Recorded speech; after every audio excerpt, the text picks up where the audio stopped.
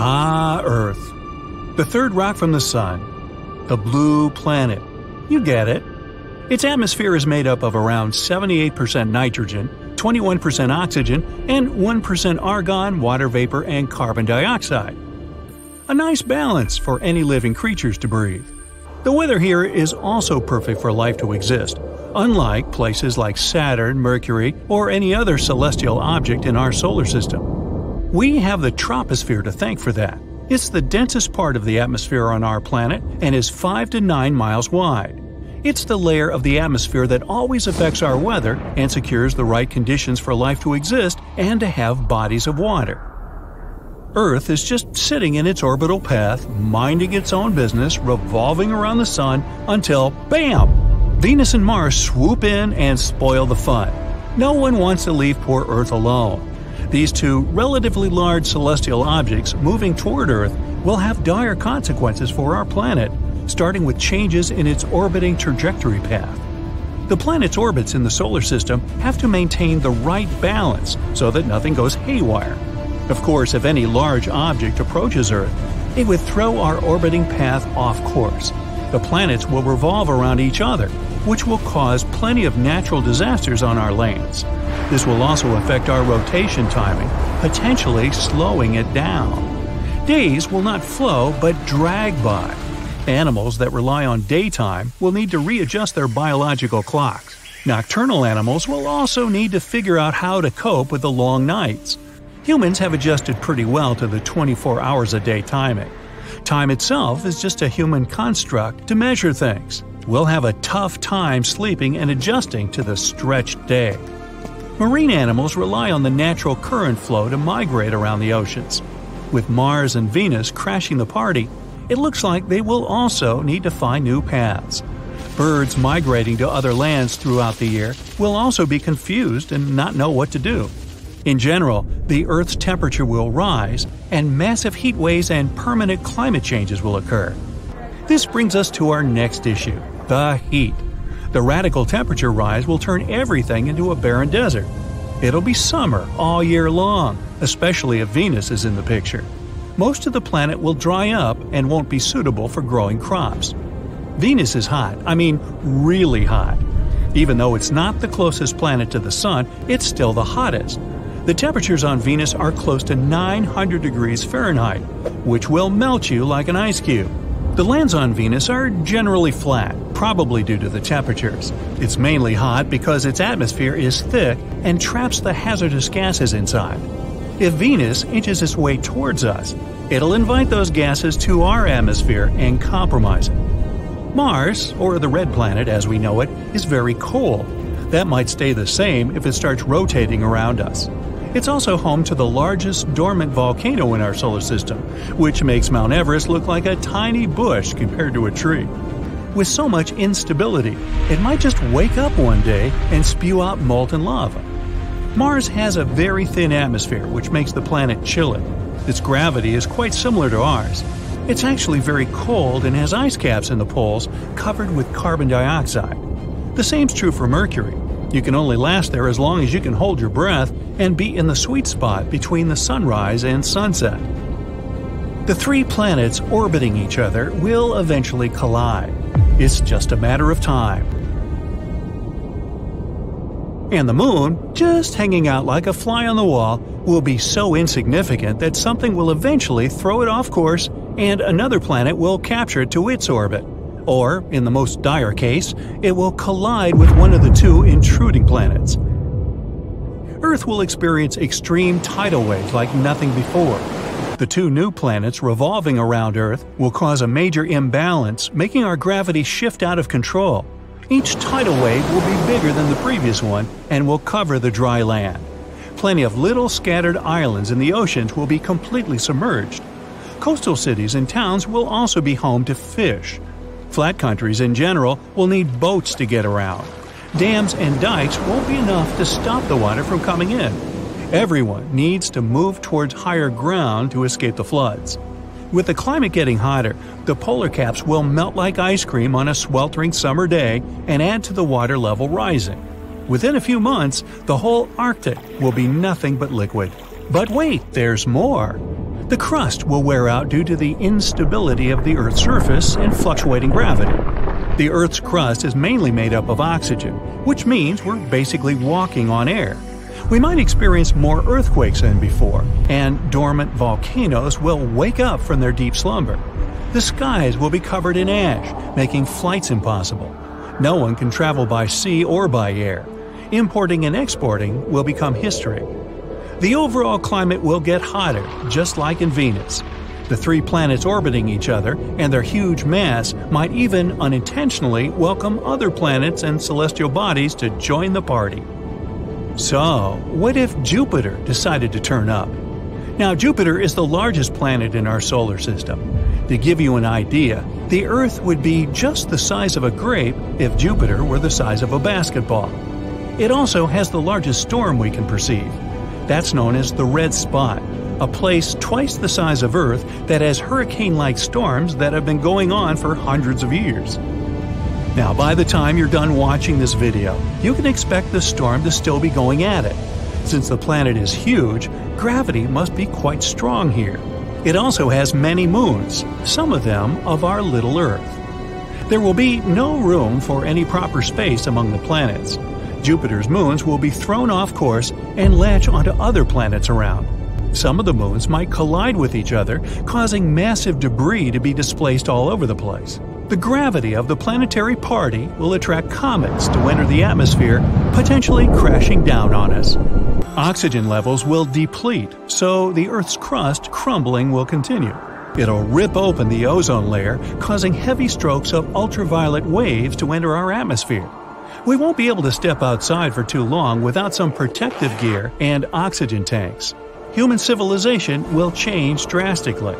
We'll all live in sheltered containers that will provide clean air and safe and filtered sun rays. The shelters will be sturdy enough to withstand frequent earthquakes. We will grow only enough crops to sustain ourselves until we leave the Earth. Since it'll only be a matter of time before the planets collide, the next step would be to create large rocket ships to fly us out of the Earth. With Mars, Venus, and Jupiter revolving close to us, it won't be easy to do so. All the space debris will be blocking us from exiting the space zone area. The only safe place outside this region will be many millions of miles away, where only single planets exist. They may or may not have the conditions to host life, but humans will have the technology to land just about anywhere with similar gravity and construct the right shelters. Eventually, Mars, Venus, Earth, and Jupiter will collide with each other and break like eggs, like a big space omelet. Don't forget the moon's crashing and breaking in the mix, but we'll already be far, far away by then, hopefully.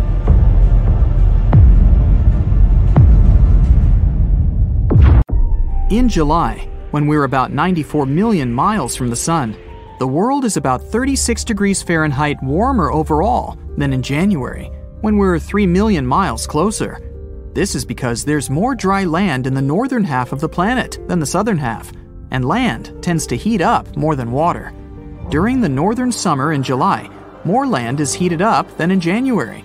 So the planet gets a little warmer at this time, even though we're further from our source of heat. The closer the moon is to the horizon, the larger it looks. This phenomenon is called the moon illusion. One of the theories explaining it claims that the atmosphere plays the role of a magnifying glass, which makes the moon look bigger. In reality, if the atmosphere had a say in it, the moon would actually look smaller, not bigger. Most experts believe that the illusion is created by your own mind. It can increase the moon's size more than twice. When Earth's satellite is high up in the sky, you don't have any visual cues about how far away it is. But when it's near the horizon, you can see objects surrounding it in detail. It makes the moon look larger. But it's just one of the many theories explaining the phenomenon. By the way, you can trick yourself out of this illusion if you bend down and look the moon upside down through your legs. A day on Venus is longer than a year. It takes the planet 243 Earth days to rotate around itself, and only 225 Earth days to make a full circle around the Sun. Around 5 million years ago, the supermassive black hole at the center of our galaxy launched a star from itself, and it's now traveling through the Milky Way 10 times faster than any other star out there. Saturn's rings are very thin compared to its size. If you had a scale model of the planet that was 3 feet wide, the rings would be 10,000 times thinner than a razor blade. Mercury is a few billion years old.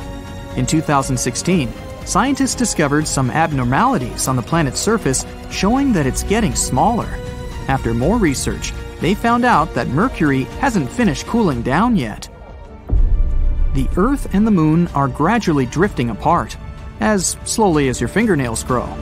This is the flip side of our satellite's gravitational force. The Moon creates tides in the Earth's oceans. They pull back at the Moon and make it speed up. This in turn moves the satellite to a higher orbit. In prehistoric times, the Moon was way closer to our planet than it is now. Luckily, we aren't going to lose the Moon.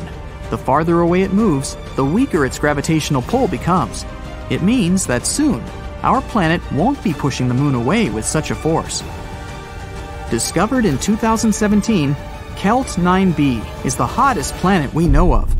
Next time you're complaining about the heat on a scorching summer day, just remember that temperatures on this planet can reach 7,800 degrees Fahrenheit.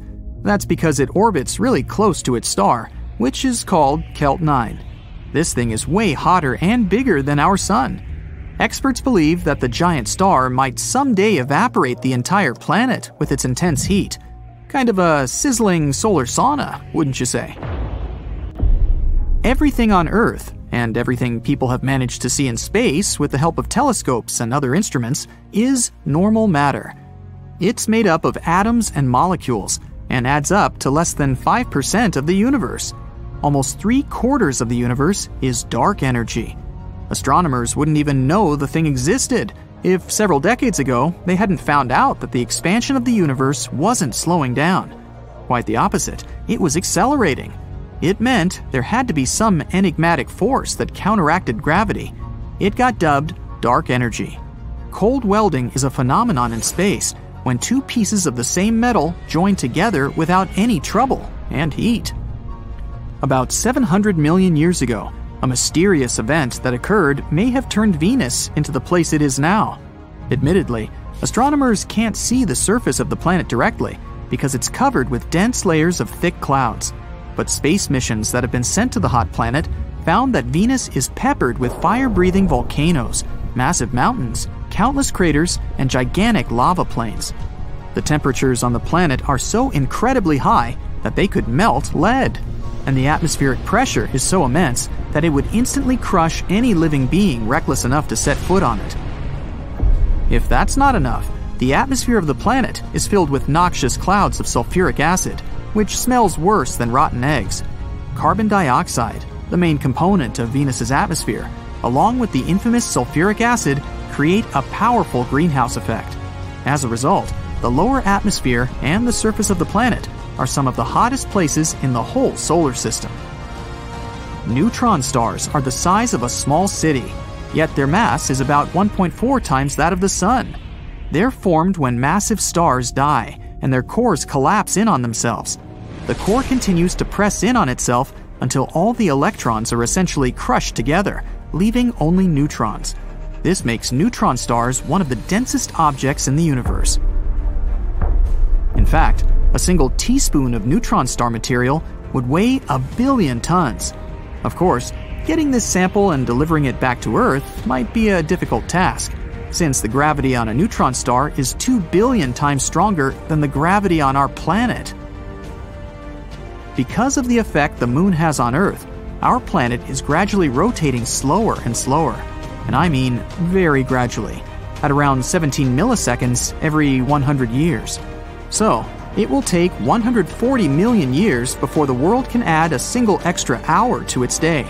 But that also means that when the dinosaurs existed, there were only 23 hours in a day. There's very little activity going on inside the Moon.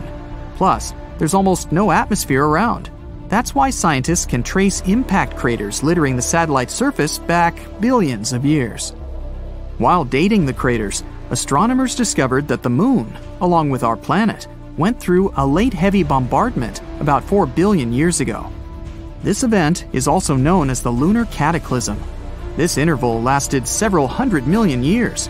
During it, an unusually large number of asteroids collided with Earth, Mercury, Mars, and Venus. The newest scientific theory claims that Venus could have had a pleasant, stable climate for billions of years before something went wrong. Astronomers did thorough research and built a model of a virtualized Venus-like world. This model demonstrated that for most of its history, the hot planet had oceans with liquid water, adequate temperatures, and stable tectonic plates. In fact, the planet resembled Earth as it used to be at the beginning of its life. Scientists suppose that this period of Earth-like development could have lasted for more than 3 billion years. Saturn is a planet with winds that travel at more than 1,100 miles per hour at the equator. It's also the planet with the most prominent rings.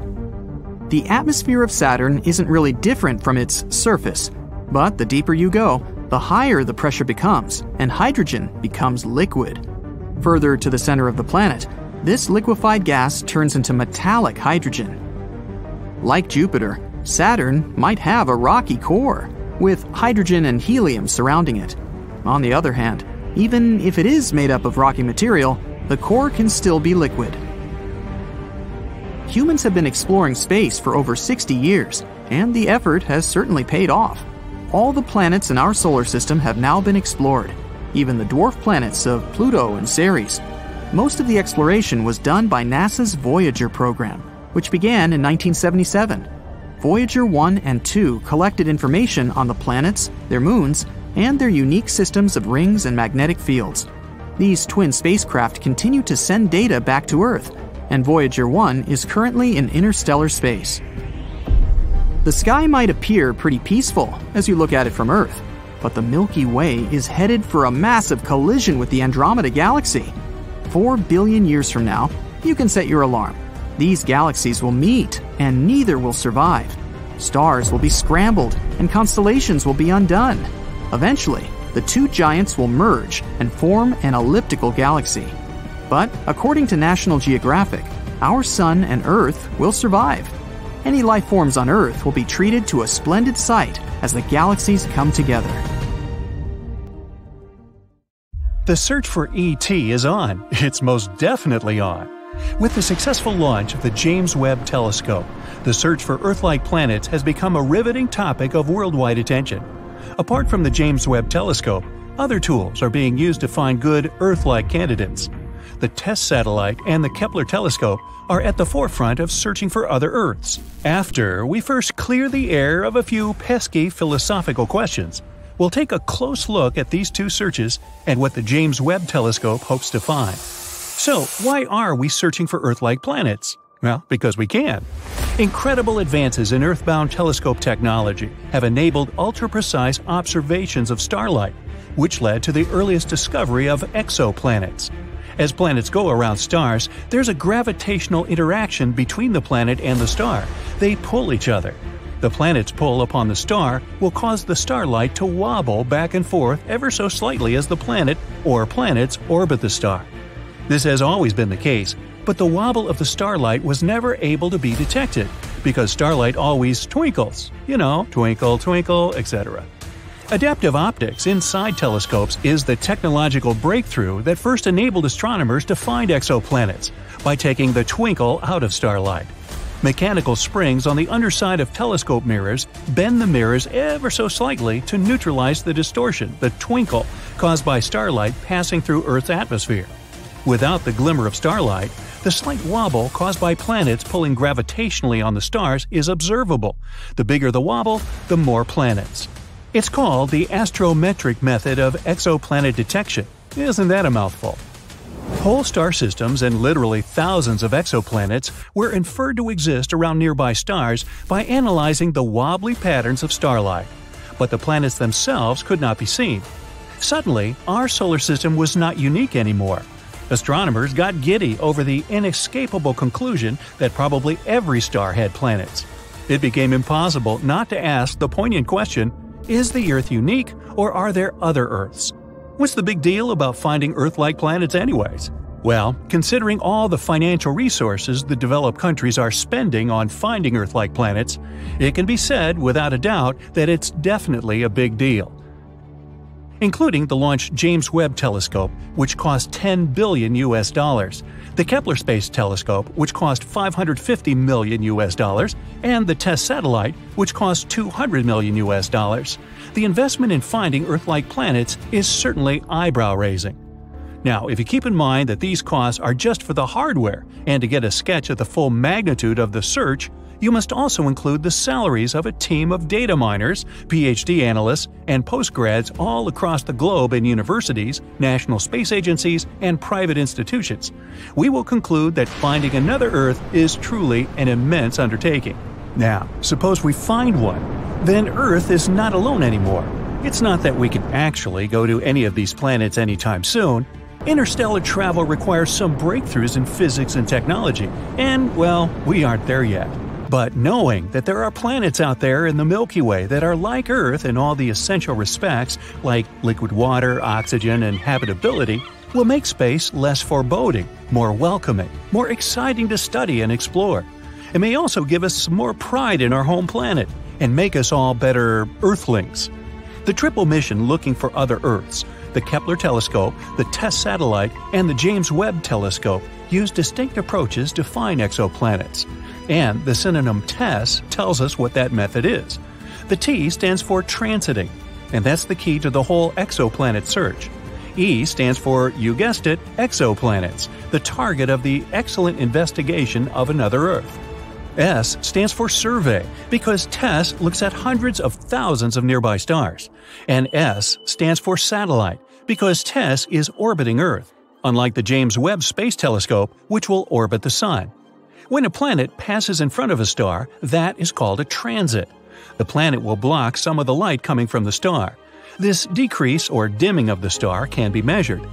The dimming of starlight tells lots of things about the planet. By knowing how bright the star is and how much the star's light was dimmed by a transition in front of the star, we can tell how giant the planet is or how close it is. But we won't know which. Is it big or is it close? Until the planet's orbit is also timed. It means our TESS satellite must take long-duration videos of the stars. Ooh, video of the stars. Hollywood should like that. The TESS satellite doesn't have a telescope. It uses 4 CCD cameras to stream live long-duration videos of as many stars as possible, hundreds of thousands of stars. Why so many? Well, because for a transit of a planet to be observed, it must pass directly between the TESS satellite's cameras and the star. If the planet is not on the exact line-of-sight angle between the star and TESS's cameras, it cannot be seen because it will not cut off any starlights. Planetary transits are rare. For example, Venus passes across Earth's view of the Sun only every couple hundred years, yet TESS's cameras are seeing many planetary transits among the hundreds of thousands of stars it takes streaming long-duration videos of, and you know what that means. It means there must be hundreds or thousands of times more planets than are observed by the transiting method. It is, therefore, an inescapable conclusion that every star has planets. Planets are everywhere.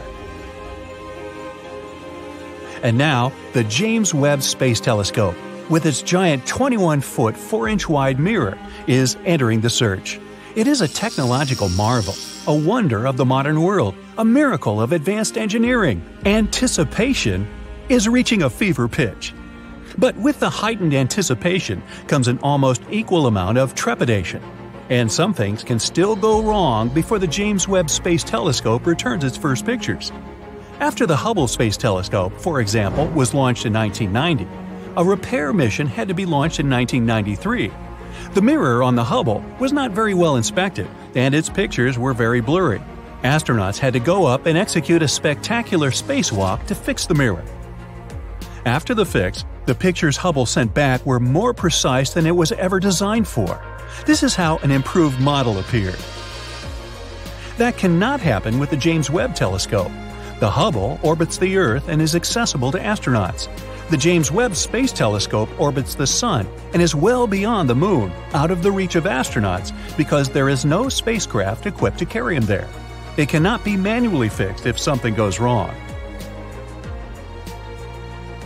Adding to the challenges, the James Webb Space Telescope has only one onboard camera to inspect any damage it may suffer or mechanical malfunctions that might develop in the harsh environment of interplanetary space.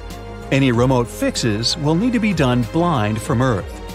The James Webb Space Telescope is now fully deployed. The 18 mirror segments will need to be aligned to produce a single image. This critically important process will take several months to complete once the telescope is fully deployed. 70 of the first 286 observation assignments of the telescope target exoplanets. Using data from previous exoplanet searches, it will not have to waste time searching for exoplanets. Their locations and orbits are already known. The James Webb Telescope will go right after them. The James Webb Space Telescope is not an optical telescope in the same sense as the Hubble Space Telescope or any ordinary telescope that sees visible light. It sees infrared light. The pictures of planets are expected to be bright dots, somewhat fuzzy if they have atmospheres. The spectra of the planets will yield the most information about the exoplanet. Any gases around an exoplanet will absorb some starlight as the starlight passes through the planet's atmospheres. Suppose there is methane in the planet's atmosphere, oxygen, or carbon dioxide, the gases that most indicate life. In that case, the James Webb Telescope will be able to pick them up by spectroscopic analysis. An entire portrait of the exoplanet can be formed from the infrared information, its temperature ranges, atmospheric content, the likelihood of liquid water, and even the probability of life. And that's a big deal. The James Webb Space Telescope has other missions to perform too. It's assigned to examine star formation and planet formation in nebula in the Milky Way. Understanding how solar systems form is part of the search for another Earth. By detecting infrared light, the James Webb Space Telescope will peer to the farthest away galaxies whose visible light gets blocked by dust and gas. These distant galaxies were formed shortly after the Big Bang. Galaxy formation is an essential mission for the James Webb Telescope. These most distant galaxies are accelerating away so fast that the light they emit is stretched below the frequency of the visible spectrum, into the infrared. The Great Telescope can see these previously invisible galaxies. We hope to learn about the mysterious dark energy that is causing the universe to expand at an ever-increasing velocity.